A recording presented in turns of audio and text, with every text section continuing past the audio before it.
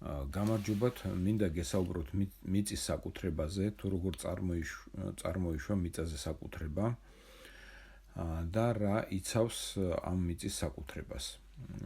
თავიდან ალბათ უნდა დავიწყოთ პირველყოფილი თემური წყობილებიდან, როდესაც ადამიანი გარკვეული ჯგუფებით ცხოვრობდა, მაგალითად გამოქვაბულში ან რაღაც ისე დაცულ ადგილზე.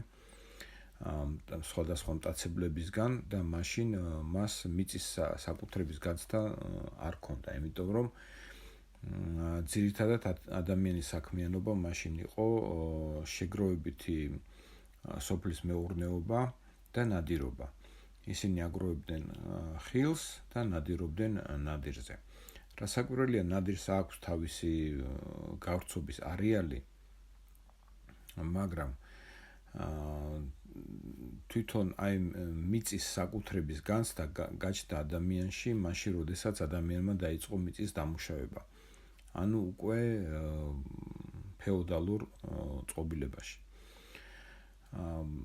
როდესაც და ფეოდალები რასაკვირველია გახდნენ იგივე მონათმფლობელები, იგივე ბელადები, რომლებიც იყვნენ ადრე, რომლებსაც რასაკვირველია ჰქონდათ რაღაც გარკვეული არეალი მოხაზული თავის სამფლობელოში და ეს არეალი გრძელდება მანამ, სანამ მას წინ არ დახვდება სხვა ამ მონათმფლობელის, ამ ფეოდალის, ან მეფის საპირწონე ძალა.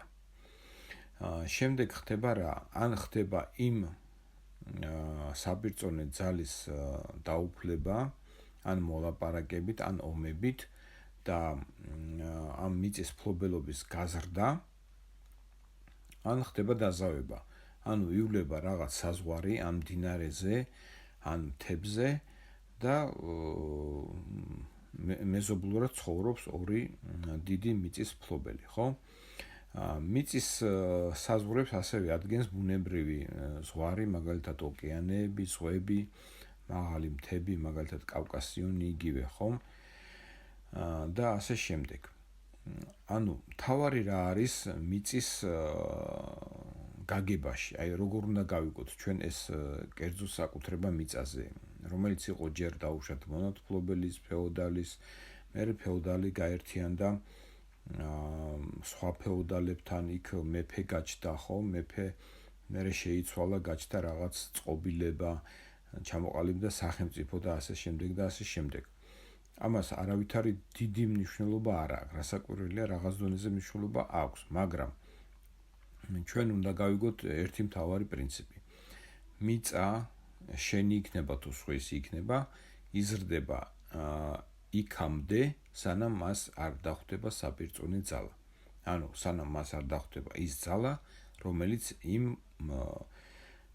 წინსვლას შეაჩერებს.